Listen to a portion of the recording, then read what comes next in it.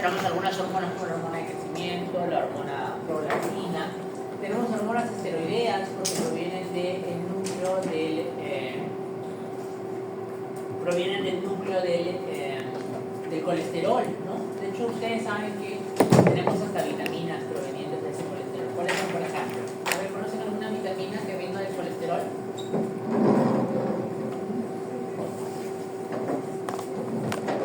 ¿Alguna vitamina que venga del colesterol? ¿Cuál es?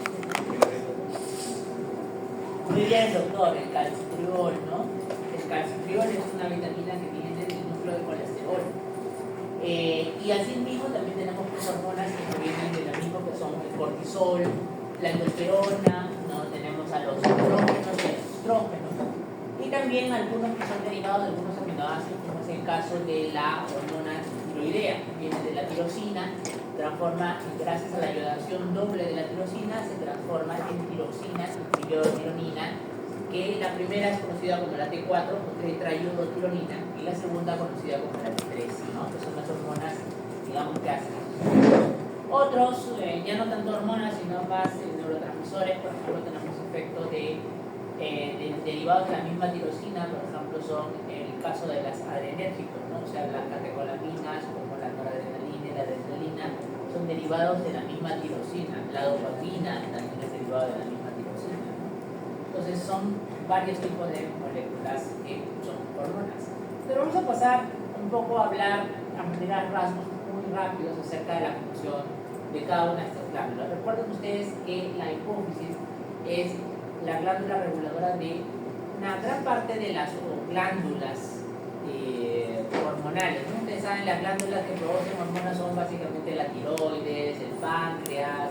¿Cuál más tenemos? Las glándulas suprarrenales, las gónadas, es decir, los ovarios y los testículos, ¿no? Etcétera. Todas ellas son gobernadas por la hipófisis, pero siempre hay que recordar que la hipófisis a su vez en realidad es como una intermediaria, porque quien regula esas funciones directamente es el hipotálamo. El hipotálamo gobierna a la hipófisis, a la adenohipófisis, y a su vez esta gobierna a las otras glándulas para que se secreten hormonas. Entonces, por lo tanto, la mayoría de hormonas tienen lo que se llama el eje hipotálamo, hipófisis, órgano, ¿no? Que en este caso es la glándula, como puede ser tiroides, etc., ¿no?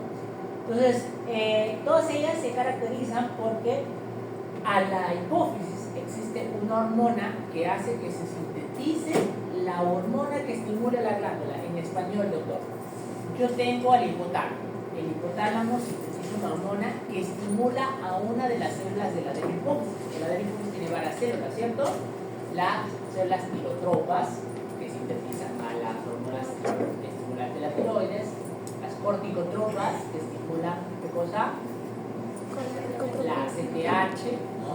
La ACTH, que es la adenocorticotrópica. Además, somatotropas, que son las que estimulan, que crean, ¿qué cosa? Las somatotropas, ¿no? Las hormonas del crecimiento, las lactotropas, que son las que crean a la prolactina. ¿Qué más? Las gonadotropas, que son las que crean a la LH y a la FSH, o sea, a la luteinizante y a la hormona folículo estimulante. ¿Cierto? Entonces, a cada una de ellas, un precursor es el que la estimula. En este caso, cada una de estas células tiene un factor que es estimulado por el hipotálamo. Las hormonas que estimulan a las células de la hipófisis se llaman liberadoras, en inglés se dice release. Por eso es que muchas de esas hormonas tienen el símbolo de R dentro de ellos. Ustedes ven una R, probablemente es también una hormona liberadora, o una hormona liberada por el hipotálamo, no por el hipotálamo. Por ejemplo, ¿cuál es la hormona que estimula a las tirotropas? La TRH, o sea, la hormona liberadora de tirotropinas. ¿Quién estimula a las corticotropas? La CRH, o sea, la hormona liberadora de corticotropinas. ¿Quién libera o quién estimula a la LH y a la FSH para que se las gonadotropas? CNRH. ¿Ah? No, la FSH y la LH son sintetizadas por las zonas gonadotropas, pero ¿Quién estimula ese sistema? GnRH, La GnRH. la hormona liberadora de gonadotropinas. ¿Ya ves? Hay que saber eso muy bien, chicos. Va a venir el examen. Si a mí me piden una pregunta de endocrino, yo no voy a poner un nombre completo. Se supone que se va a difícil.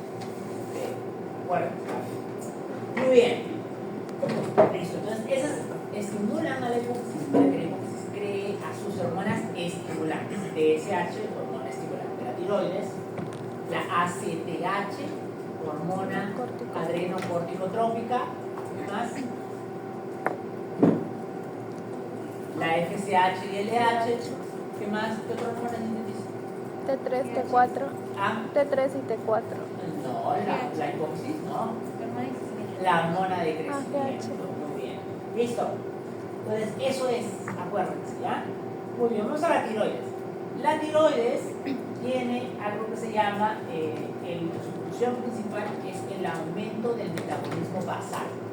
¿Qué significa el metabolismo basal? Nuestra capacidad de utilización de la energía. Nosotros podemos aumentar el desgaste de energía, el requerimiento de energía por parte de nuestras células por la hormona tiroidea, sobre todo cuando hay momentos en que lo necesitamos. Entonces, eso quiere decir que la hormona tiroidea lo que hace es básicamente tratar de gastar nuestras reservas para poder gastar una mayor cantidad de energía, por eso se aboca principalmente a eso. ¿Ya? Entonces, la hormona tiroidea, ustedes saben, existen dos, que son la T3 y la T4, ¿verdad? ¿Cuál es la que es metabólicamente más activa? ¿T3 o T4? T3. ¿Cuál es la que más sintetizamos? T4. Exacto. ¿No? Requerimos que se transforme a T3, ¿no? Mediante las desmiodasas para poder ejercer su efecto. Muy bien. Listo. Luego están lo que son las hormonas, las suprarrenales. Las glándulas suprarrenales tienen dos partes, que son la médula y que son la corteza. La médula no la vamos a tocar porque la médula secreta las catecolaminas, adrenalina y noradrenalina, y además secreta más adrenalina que noradrenalina. Realmente no es muy útil porque nuestra principal fuente de catecolaminas no es la médula suprarrenal. ¿Quién es? El sistema nervioso simpático. Él es nuestra principal fuente de catecolaminas. ¿Ya? Muy bien. Bien, seguimos. Entonces, vamos a la corteza. La corteza a su vez tiene tres capas. ¿Cuáles son las tres capas de la corteza? La reticular. Muy bien. La glomerular, ¿qué sintetiza? Mineralocorticoides, o sea, la aldosterona. La aldosterona o la capa glomerular no es muy dependiente de las prehormonas, o sea, de la CRH y de la ACTH, a diferencia de sí la zona fascicular. La fascicular sí es muy dependiente de ACTH y CRH. Por eso la aldosterona no responde mucho a ACTH, la aldosterona responde más al potasio, la osmolaridad, el agua, etc. ¿No? Muy bien. Entonces, la zona fascicular, nosotros sintetizamos a los glucocorticoides, cuyo representante principal es el cortisol. Hay otros, sí, la cortisol, etc. Pero el más importante es el cortisol. ¿Ok? ¿Qué efectos tiene el cortisol a nivel sistémico? El cortisol, conjunto con el glucagón y conjunto con la hormona de crecimiento, son hormonas diabetógenas. ¿Por qué se les dice diabetógenas? Porque inducen la resistencia a los efectos de la insulina. Es decir, promueven la hiperglicemia y inhiben las acciones de la insulina. Por eso lo que hacen es favorecer la resistencia a nuestra insulina. Es una hormona que habitualmente se secreta durante el estrés, porque en el estrés nuestros requerimientos de energía aumentan, lo que quiere decir que necesitamos una mayor disponibilidad de nuestra fuente de energía. Nuestra fuente de energía es la glucosa, por eso es que aumenta la glicemia de esa forma. Pero es sobre todo una hormona es una hormona catabólica. ¿Qué quiere decir catabólica? Que degrada almacenes de carbohidratos, degrada almacenes de proteínas, degrada almacenes de lípidos. Hay un solo lugar donde el cortisol no es catabólico, donde más bien es anabólico, o sea, promueve la síntesis. ¿Dónde es? El hígado. El hígado es el único órgano donde el cortisol es anabólico. Todo lo demás es catabólico. Es más bien la ruptura. Muy bien. es en cuanto al cortisol. También ustedes saben el cortisol, ¿qué más hace? Inhibe a la respuesta inmune, ¿no? Por eso es muy utilizado dentro de la práctica médica como antiinflamatorio, ¿no? Muy bien. ¿Qué más? Ya, seguimos. Vamos ahora a las gónadas. Las gónadas son nuestra principal... no, espérense, nos falta la capa fascicular. La capa fascicular, ¿qué secreta? Reticular. Reticular. Andrógenos. ¿Ah? Ya. Muy bien, o sea, Andrógenos. Muy bien, los andrógenos. Sobre todo el DEA, ¿no? El de dihidroepiandrosterona. Entonces, no la testosterona, no la aldosterona, por si acaso. Ya, entonces, muy bien. Pero la zona reticular no es nuestra principal fuente de andrógeno, para nada. Pero en circunstancias patológicas, la zona reticular sí puede llegar a ser una fuente considerable. Entonces, sí es necesario conocerlo. Muy bien. ¿Y cuáles son las principales fuentes de las gonadotropinas? O sea, perdón, de las hormonas gonadales. Ya, pero ¿cuáles son las fuentes? ¿De dónde nacen? ¿De dónde se sintetizan? De las gónadas. Muy bien. O sea, del testículo, del ovario, ¿no? ¿Cuáles son las hormonas sexuales más importantes? A ver, son 3 tipos. ¿Cuáles son? Una ya las han dicho: los andrógenos, los estrógenos y los progestágenos. Son 3 hormonas sexuales: andrógenos, estrógenos y progestágenos. Los andrógenos, el más conocido, ¿cuál es? La testosterona. Hay otros, ¿no? Androstenediona, dihidroepiandrosterona, hay más. El más conocido y el que es más activo es la testosterona. Vamos ahora a los estrógenos. Los estrógenos son básicamente 3. El más activo y el responsable de por qué la mujer es superior evolutivamente antes de la menopausia que el varón. ¿Cuál? ¿Ah? El estradiol, el 17 de fenotano. Porque las mujeres sobreviven más cuando son antes más de la menopausia antes que las enfermedades que el varón, por estrógeno, ¿no? Porque la naturaleza y la evolución es sabia, ¿no? Sabe que la mujer es la portadora de la continuidad de la vida durante la etapa de edad sexual. Por eso es que los estrógenos le proveen una protección a grande escala, cardiovascular, memoria. ¿Tú te has preguntado por qué la mujer es capaz de poder recordar datos muy complejos desde el día exacto, la hora en la que se molestó contigo y tú no te recuerdas pero ni lo que te pusiste ayer? Ya, ¿por qué? Porque los estrógenos le proveen una mayor capacidad de sinapsis al hipocampo, en el caso de la mujer. Por eso ella tiene una mayor capacidad de memoria que el varón. Eso es normal. O sea, que no te molestes con tu flaco cuando no se acuerda de nada. Es normal. Nosotros nos olvidamos de todo. No para pelear a hablar con tu esposa, nada que se acuerda de todo. ¿No? Es normal, tranquilo. Muy bien. Listo.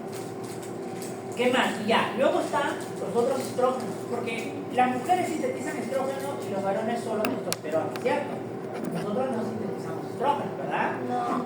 Claro, no, muy bien. ¡No! También, tanto varones como mujeres secretan andrógenos como estrógenos. La única diferencia es la proporción. La mujer sintetiza más estrógenos y el varón más andrógenos. Ahora, hay una diferencia sí importante, que el varón no sintetiza el 17-beta-estradiol. Él sintetiza otros tipos de estrógenos, que son la estrona y el estriol. La estrona y el estriol, sobre todo la estrona, se sintetiza a nivel periférico, a nivel de los tejidos celulares subcutáneos. Por eso es que cuando el varón está muy gordito y tiene mucha tejido celular subcutáneo, puede aparecer ginecomastia, porque aparece estrógeno, no estradiol, sino estrona en mayor cantidad. ¿Ya? Muy bien. Igual la mujer también sintetiza andrógenos, te cuento. De hecho, para que la mujer sintetice 17-beta-estradiol, primero necesita sintetizar sintetizar el andrógeno. ¿Quién sintetiza el 17-beta-estradiol? A ver, las chicas, a ver. Ustedes que recuerdan mucho más que nosotros.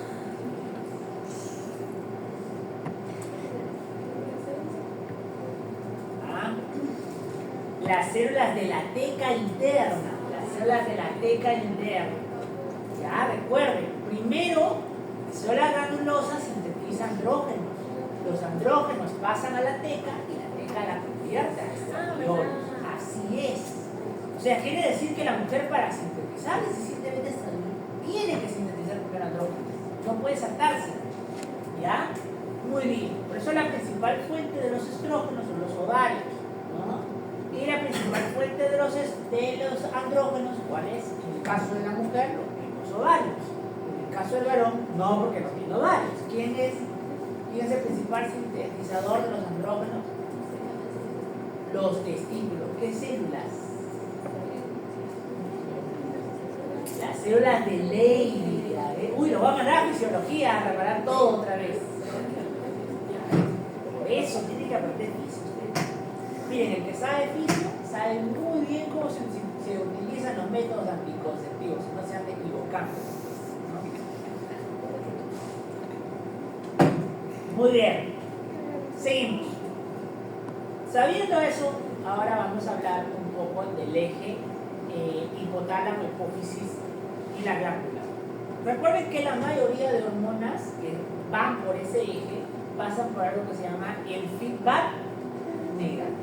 ¿Qué consiste el feedback negativo? Consiste en el que el producto final, o sea, la hormona final, llámese cortisol, T4, T3, estrógeno o progestágeno, ya es finalmente inhibe a la síntesis de su estimulante y de su liberador, o sea, a la hormona estimulante de la tiroides, si estoy hablando de la T3 y T4, e inhibe a la TRH, o sea, a la hormona liberadora de la tirotropina.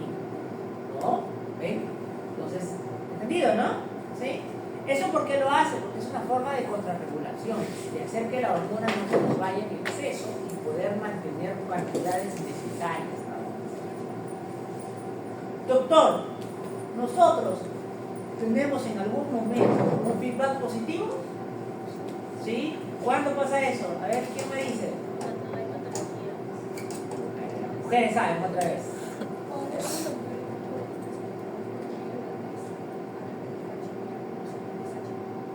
Ya, pero eso no es un feedback positivo, sigue siendo un feedback negativo, solamente en el término. A ver, ¿cómo es?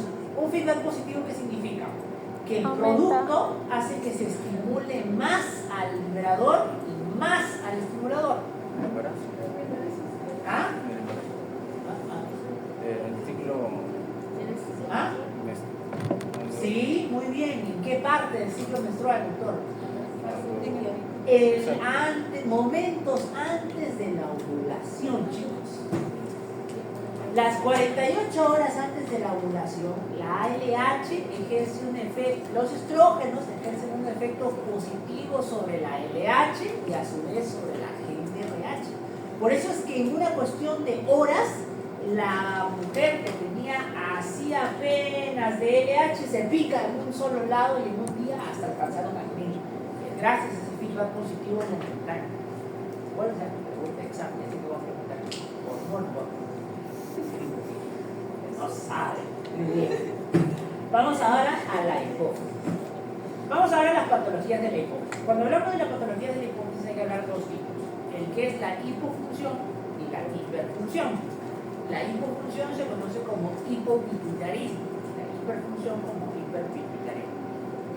Parecen contrarios, pero en realidad es un poco subjetivo y les voy a decir por qué. Porque la causa más frecuente de un hipopituitarismo, de un hiperpituitarismo, suelen ser los tumores productores de hormona. O sea, por ejemplo, un tumor productor de lactotrópico, ¿no? O sea, un tumor productor de prolactina. Si un tumor crece mucho, a la larga va a comenzar a comprimir todo lo demás de la hipófisis y las demás células productoras van a comenzar a disminuir el número. Por eso tú puedes tener pacientes que tengan hiperfunción de una hormona, pero hipopituitarismo por otras hormonas. ¿Me entienden? Por eso les digo que es relativo, no es absoluto. ¿Ya? Muy bien. Si yo tengo al menos un solo compromiso, se llama hipo o hiperpituitarismo. Si yo tengo el compromiso de todas las hormonas, como el el hipopituitarismo, se llama panhipopituitarismo. Todas las hormonas están por los suelos, todas. TSH, ACTH, todas. Doctor, ¿puede haber panhiperpituitarismo? Sí, pero es algo rarísimo. Tendrías que tener adenomas de cada tipo, de cada célula que produzca una gran cantidad de hormonas. Es muy raro, muy rarísimo. ¿Ya? Así que lo que más van a ver va a ser el panhipopituitarismo. Eso sí puede pasar. Muy bien. Acá yo les he puesto las funciones, las causas. Tenemos los tumores dentro de la hipofunción, tenemos la insuficiencia de las hormonas debidas a tumores necrosantes, quiere decir tumores que se isquemizan, se infartan, crecen tanto, la vasculatura no es suficiente para el crecimiento tan rápido, mueren por isquemia. Y eso hace que mueran todas las células alrededor también. Muy bien. Mientras que la hiperfunción suele ser producidos más igual por tumores que usualmente son pequeños, pero que tienen la capacidad de poder producir a la hormona. Generalmente los tumores de la hipófisis, chicos, suelen ser benignos, o sea, no suelen ser malignos. Muy rara vez es un cáncer, no son cáncer, habitualmente son neoplasias benignas.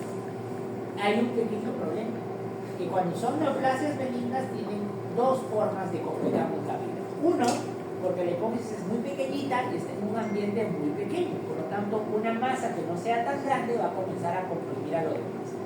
Y dos, y muy importante, porque estos tumores que pueden ser muy pequeños pueden adquirir la capacidad de secretar la hormona de la célula a partir de la cual nacieron. O sea, los tumores lactotropos se pueden transformar en tumores productores de proteína.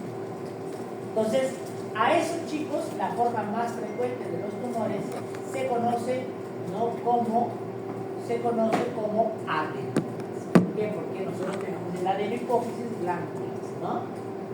Entonces, los adenomas hay de dos tipos: hiperfuncionantes y no funcionantes. No funcionantes significa que la neoplasia crece, pero no produce ni una sola hormona. Esos son el 20 al 30% de los casos, son los que se conocen como silentes, porque no dan síntomas habitualmente hasta que aparece alguna complicación que más adelante vamos a decir. Generalmente la mayoría de ellos, si provoca síntomas, suele ser o el síndrome celular, que vamos a ver ahorita, o el hipopituitarismo, porque el crecimiento tan grande del tumor hace que habitualmente comprima las otras células y pueda provocar hipopituitarismo de las otras células. ¿Cuál es la mayoría de las células productoras de proteína no funcionante? Las gonadotropas. Usualmente son tumores a partir de células gonadotróficas. Mientras que en el caso de las hiperfuncionantes, ahí la cosa cambia. La causa más frecuente, que además en general de los adenomas es el más frecuente, no es los de la lactotropa. Son las células lactotropa las que suelen producir más adenomas hiperfuncionantes. ¿Quién le sigue en secuencia? Los somatotropas. Por eso es que las adenomas hiperfuncionantes dan básicamente la hiperprolandinemia o el exceso de hormona de crecimiento. Y ya en tercera opinión, pero más lejos, las corticotropas. Pero es más raro, ya es el más rarísimo. Muy bien. De acuerdo al tipo de célula que lo produce, yo también puedo clasificar a los adenomas. Puedo decir que es un adenoma lactotropo, puedo decir que es un adenoma gonadotropo, ¿no? Pilotropo, etc. Y otra forma muy particular de clasificarlos de acuerdo al tamaño, que es tiene más o menos de 1 centímetro de diámetro. Cuando tiene menos de 1 centímetro se llama microadenoma. Cuando tiene más de 1 centímetro se llama macroadenoma. Resulta ser que los tumores hiperfuncionantes suelen debutar como microadenomas. O sea, quiere decir que no necesitan de un tamaño muy grande para poder secretar grandes cantidades de hormonas. Mientras que más bien los tumores no funcionantes suelen dar molestias cuando se convierten en macroadenomas. O sea, ya son demasiado grandes. Y esta es una complicación del crecimiento de la articulación, específicamente de los microelómeros, que es el síndrome celular. En este caso, lo que tenemos es que lo que complica la sintomatología de la hipófisis es la localización. Si ustedes se fijan, la hipófisis está localizada por debajo del quiasma óptico y de hecho el tallo está pasando por delante del quiasma óptico. De tal manera que si yo tengo un crecimiento excesivo de la hipófisis, va de todas maneras a comprimir el quiasma óptico. Entonces, para entender un poquito más de la sintomatología, es necesario recordar un poco de neuroanatomía. Miren ustedes, este es el nervio del quiasma óptico o el segundo par craneal, y ustedes recuerdan que tiene dos tipos de fibras. Las fibras que están por fuera, que se llaman temporales, y las fibras que están por dentro, que se llaman nasales. Que tiene una peculiaridad. Llevan la información de la retina, pero la retina del lado contralateral. Las fibras nasales llevan la información de los campos visuales laterales o temporales, mientras que las fibras temporales llevan la información de los campos visuales nasales o mediales. Entonces, pregunta, si la hipófisis está exactamente en medio del quiasma óptico y yo tengo un tumor, ¿qué fibras son las que usualmente comprometen la compresión del tumor? ¿Las nasales o las temporales? Las fibras. ¿Ah? Las nasales. ¿Y qué campos son los que se verán comprometidos? Laterales. Los temporales. Entonces, una manifestación que es la que se presenta en el tumor, el macroadenoma, es la Hemianopsia bitemporal. ¿Qué significa hemianopsia? No puedo ver, no tengo vista de los campos temporales. ¿Qué campos? La mitad de los temporales. Por eso hemianopsia bitemporal. Que el paciente no dice yo tengo hemianopsia bitemporal. ¿Qué dice el paciente? No ve. Dice la visión en tubo. ¿Qué cosa es la visión en tubo? Que yo puedo ver así nomás. Porque estos campos que están acá están cegados por las fibras que están más levantadas, ¿no? Ahora, esa es la presentación, digamos que clásica, porque no es la más frecuente. Lo enseño y se los repito porque estaba en la diapo. Y dos, porque es lo que siempre preguntan los viejitos del ENAR, los mismos viejos de toda la vida, ¿no? En realidad, lo más frecuente no es eso, porque para eso tendría que tener un tumor tan grande que comprima ambas, ¿no? Ambos, y todo por completo. Y en realidad no pasa así frecuentemente. Lo que sucede es que primero compromete una parte, por eso primero suelen tener cuadrantopsias. O sea, este es un campo, a ver, campo visual lo parto en cuatro: superior, inferior, temporales, nasales, ¿cierto? La cuadrantopsia cuando yo agarro una sola parte, no de acá arriba, inferior o superior. Pero primero es lógico, pues el tumor de una sola no va a agarrar de toda la vista de todo el campo, ¿no? Por eso. Ya, pero digamos que lo más preguntado, siempre preguntan, siempre lo mismo viejo, ¿no? Es la hemianopsia bitemporal. Siempre. Muy bien. Y a veces el tumor crece hacia los lados. Cuando crece hacia los lados, se va hacia los senos cavernosos. Entonces acá yo me doy cuenta que hay cuántos pares craneales. Tenemos el 3, el 4, el 6. ¿Cuál es el 3? Oculomotor, muy bien. El 4, el troclear patético. Y el sexto, abduces o motor ocular externo, ¿cierto? ¿Cuál es el que está más cerca?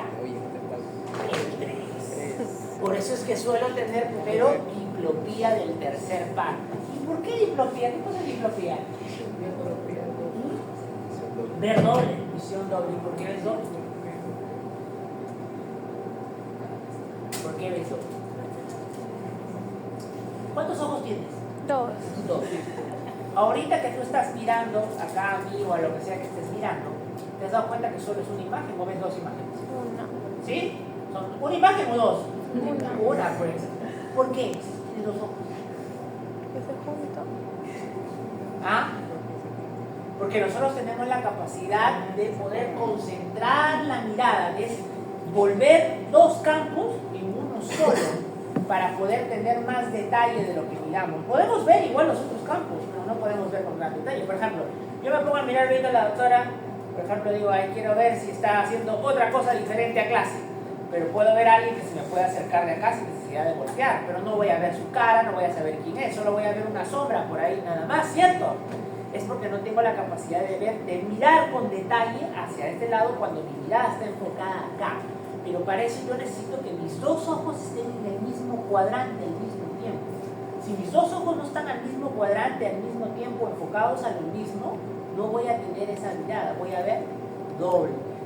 ¿Qué gobierna el tercer par craneal? Los músculos del ojo, pues chicos, los músculos del ojo. Hace que mueras el ojo para arriba,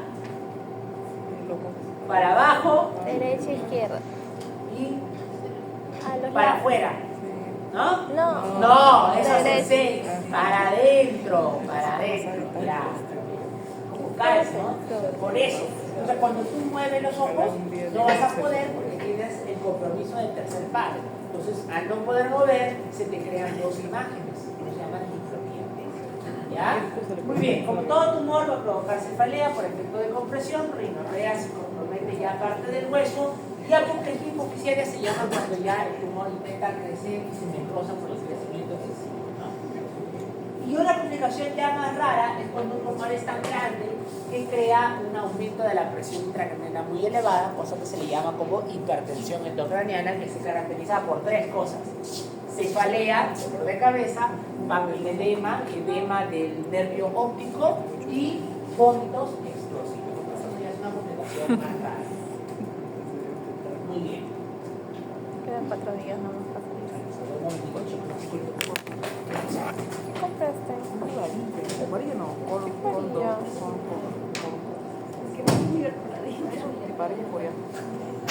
¿Cuáles son las clínicas que tiene un paciente con hipersecreción de una hormona? Evidentemente, cuando uno tiene un adenoma hipersecretor, la clínica va a derivar de cuál es la hormona que se secreta más, ¿no? Entonces, por ejemplo, la prolactina elevada provocará hiperprolactinemia. Vamos a ver ahorita más adelante eso que produce. La GH provocará el cuadro conocido como la acromegalia, ¿ya? El paciente adulto, ¿no? La ACTH provocará lo que es la enfermedad de Cushing, que no es lo mismo que el síndrome de Cushing, que es otra cosa diferente. La enfermedad de Cushing se da porque yo tengo un aumento de los niveles de ACTH que hacen finalmente que la hormona cortisol esté elevada. O sea, hay un hipercortisolismo producto del aumento de la ACTH. Aquí hay algo bien importante, que es que el cortisol, como ustedes saben, es una hormona catabólica. Entonces, por eso, ¿qué produce?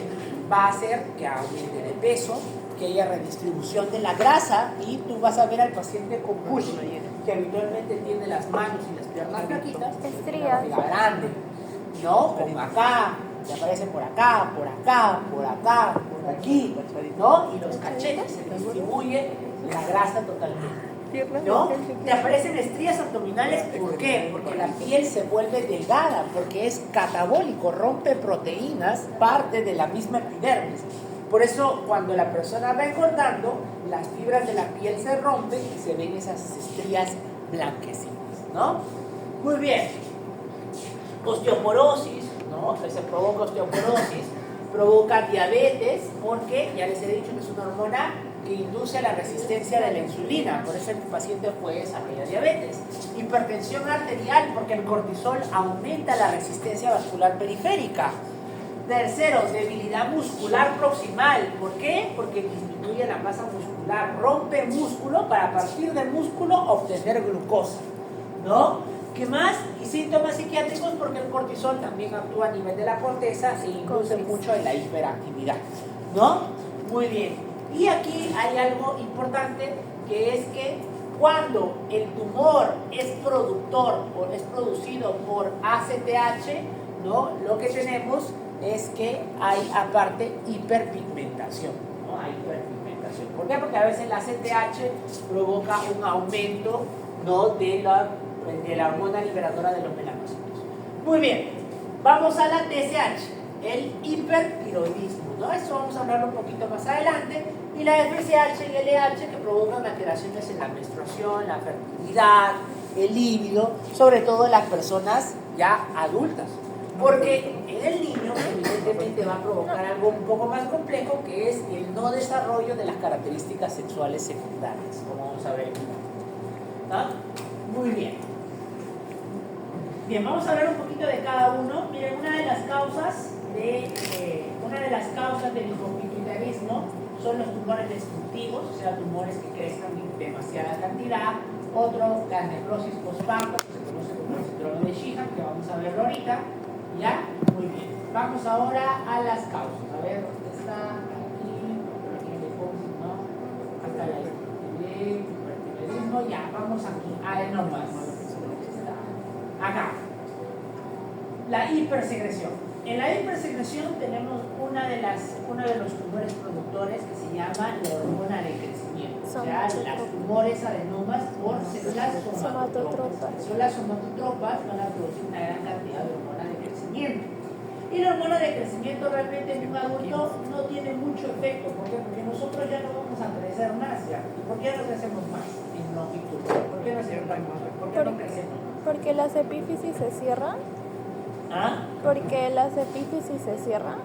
Muy bien, doctora, porque están cerradas las epífisis, ya no hay cartílago, ya no tienes cómo crecer hacia arriba ni para abajo, ¿no? Entonces, cuando una hormona de crecimiento está muy aumentada, como en el caso de la acromegalia, que es un producto de un adenoma productor de somatotropina, ¿no? O de hormona de crecimiento, lo que sucede es un agrandamiento del hueso hacia los costados. Por eso es que lo que vamos a ver en el paciente es una piel engrosada, hiperhidrosis, hirsutismo, crecimiento del vello, macrognatia, que es que acá en el mentón comienza a crecer pronunciadamente hacia adelante.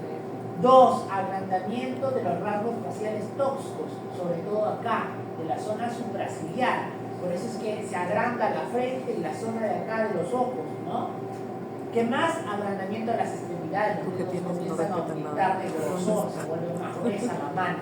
¿Qué más? Macroglosia. La lengua. ¿No? O sea, la lengua crece, se vuelve más amplia, más gruesa. Puede dar otras patologías como el síndrome del túnel carpiano, porque también hay un agrandamiento de los tendones, sobre todo que están alrededor del nervio mediano.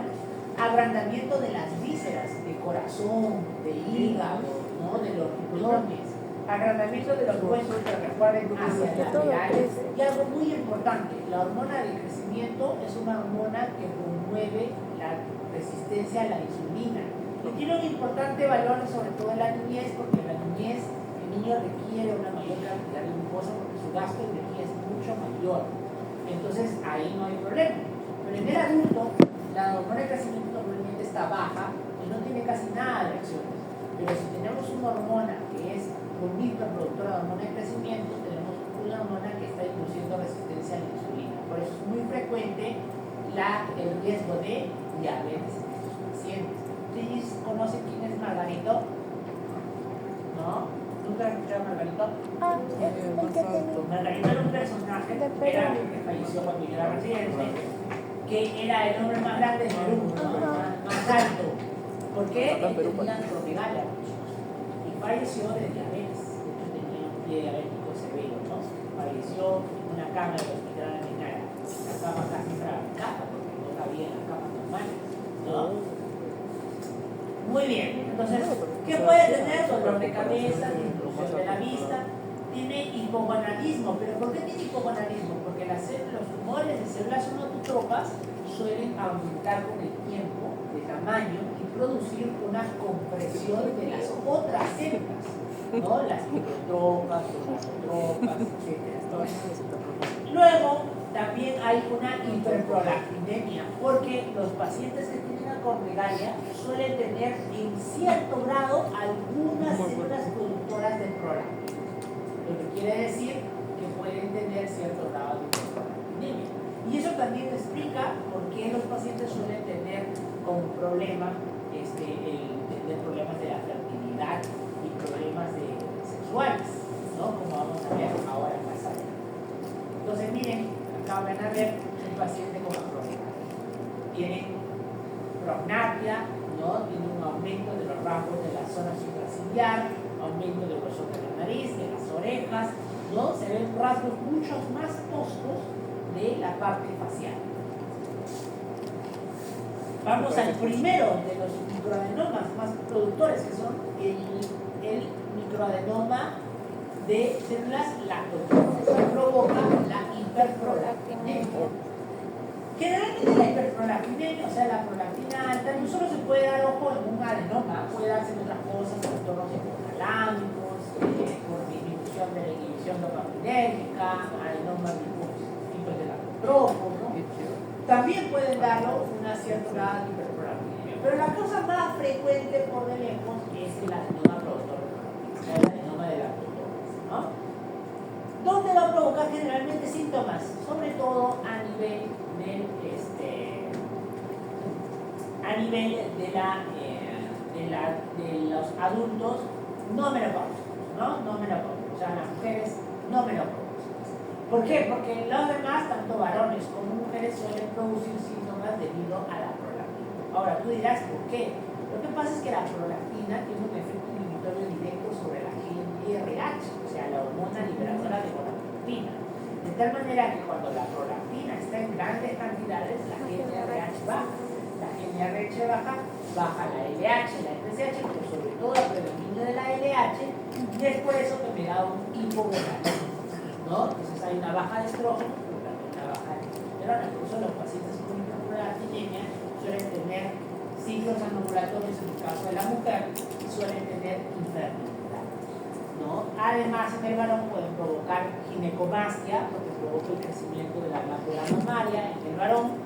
En la mujer también, pero recuerden que la mujer es relativamente normal. En la mujer, al contrario, no creo que al menos que no haya un aumento muy marcado, ¿no? Que eso no pasa normalmente en la mujer, porque el aumento más marcado sea durante la gestación o durante la lactancia, no lo va a notar. A cambio, el varón que suele tener una glándula mamaria pequeña, crecimientos mayores, lo va a poder notar, y eso es lo que tenemos que la ginecomastia.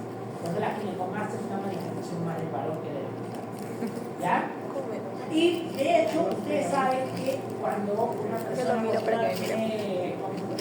casa, tiene su esposo, esposa, y decide tener hijos, y cuando una pareja entra en proyecto de hijos y durante un año y no puede tener hijos, entonces prácticamente ya diagnóstico de infertilidad. Y una causa de la infertilidad es la hiperprolactinemia. Por eso una de las cosas que se pide en el endocrinólogo cuando tú vas a la consulta porque no tienes problemas de fertilidad es la prolactina C, ¿no? La prolactina C. Muy bien. Listo. Esos son los adenomas. Miren, ahí están las causas del hipopituitarismo, las masas que pueden llegar a ser benignas como el craniofaringioma, malignas muy rara vez y generalmente más se deben a metástasis más que a un tumor primario de la hipófisis. Radiaciones, sobre todo malignidades malignas, infiltrativas, muy raras, ¿no? La sarcoidosis. Yo una vez en mi vida de interno, nomás así, muy raro, en un hospital grande, vi a la histocitosis de Lambert, una patología sumamente rara. Solo hay dos genes. ¿No? Eso lo sé, pues. Tuberculosa, eso sí lo he visto. ¿Sabes dónde lo hemos visto? Lo hemos visto en el hospital donde ustedes quieren aprender enfermedades infecciosas así súper raras, todas las enfermedades infecciosas posibles, váyanse a un MINSA. Y a un MINSA al hospital 2 de mayo, que es un pro viendo un montón de enfermedades infecciosas. Muy bien.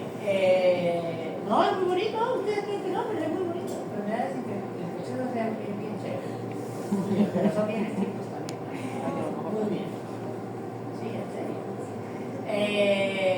Bien, vamos a otra, por ejemplo, el infarto, no traumas, etcétera. Enfermedades pituitarias mismas, cirugía de la pituitaria, radiación de la pituitaria, lesiones, infecciones, etcétera. Estas son causas. Vamos a otra de las cosas que seguramente sí van a poder ver, ¿no? Que seguramente si es que se va a un hospital grande lo van a poder ver en grandes estudios, y si lo van a un hospital pequeño solo lo verán al inicio. Por eso yo siempre les recomiendo a los chicos que cuando van a un internado escojan un hospital grande, no un hospital pequeño. Un hospital pequeño vas a ver cosas muy frecuentes, pero no vas a ver esas cosas un poco más raras y más complejidad. Y a veces cuando uno no lo ha visto nunca lo sospecha. Entonces, por eso. A ver, espérense un ratito. Voy a parar un rato para que por favor todos terminen sus pláticas tan interesantes y yo no quiero interrumpirles. Pensé que iba a decir Próxima, comer. me voy a ir directamente a la siguiente. Voy a decir, ¿te callas? Ya.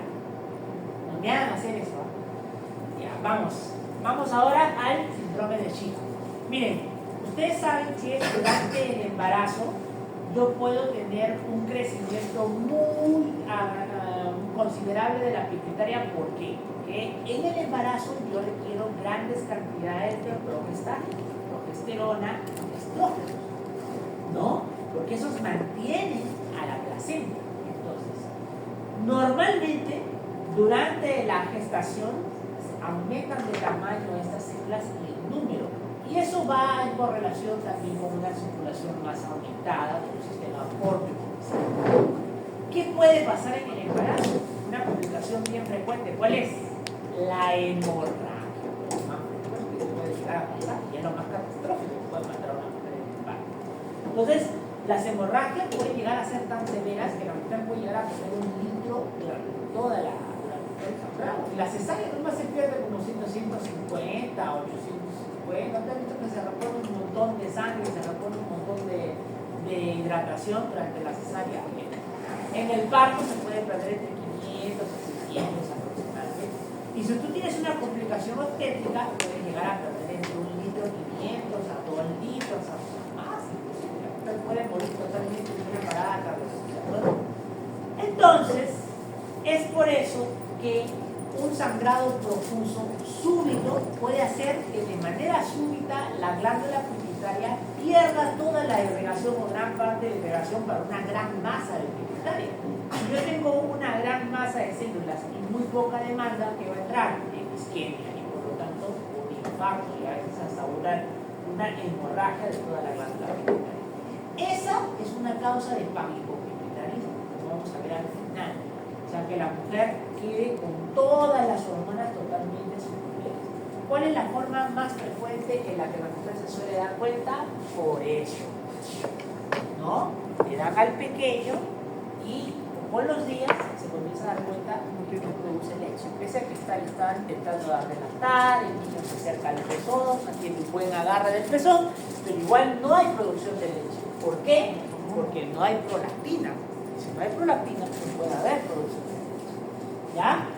También puede haber amenorrea, pero esto no se va a dar cuenta nunca porque normalmente la prolactina de por sí sola, ella misma inhibe a la GnRH, ¿se acuerdan?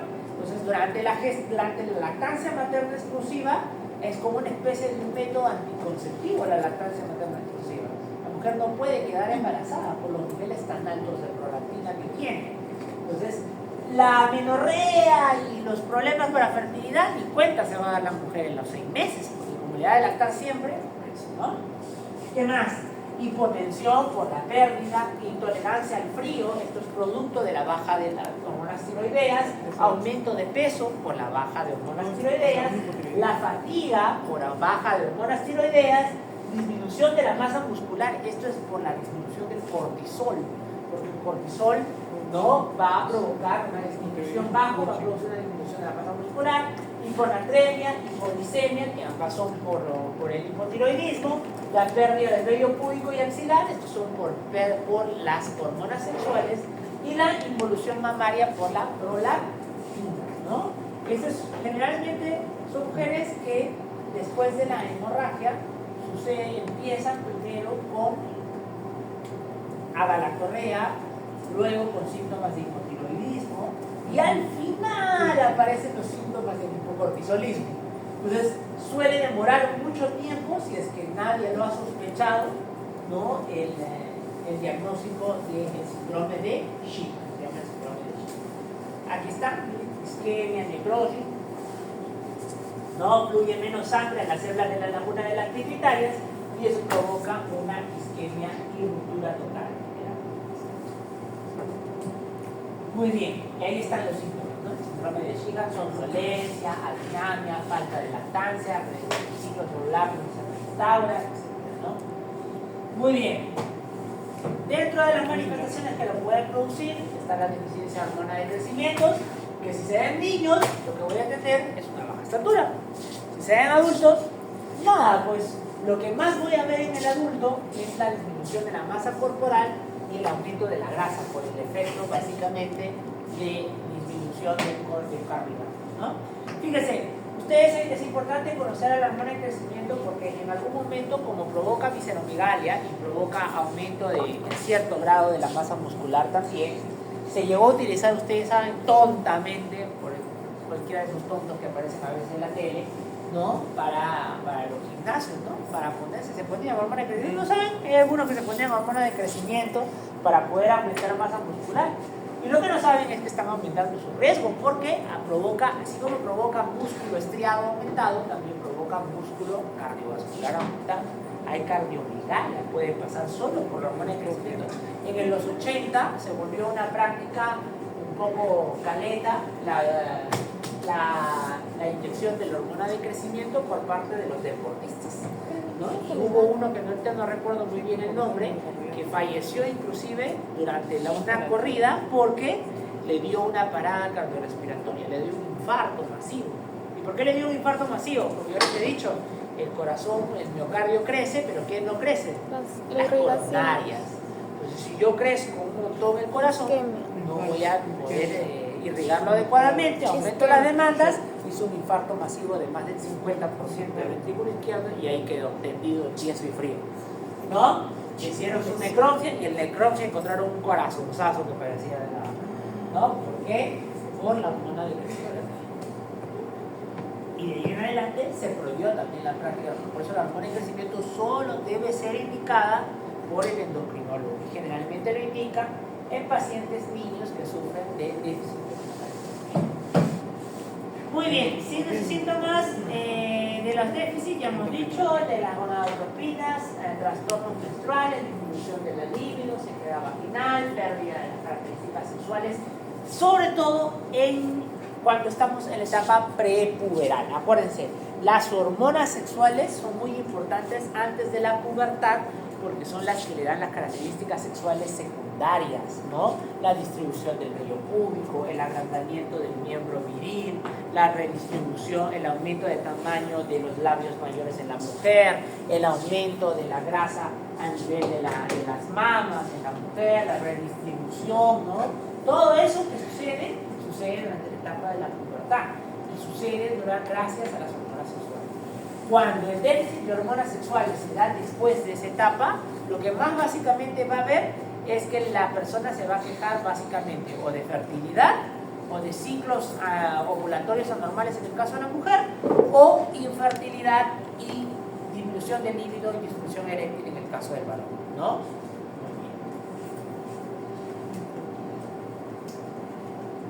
El déficit de corticotropina puede provocar además algo que se llama como el hipocortisolismo, ¿no? Va a provocar hipotensión, hipoglucemias, fatigas, anorexia, disminución del estrés, pérdida de peso. Fíjense, cuando hay dos tipos de hipocortisolismo, el agudo y el crónico.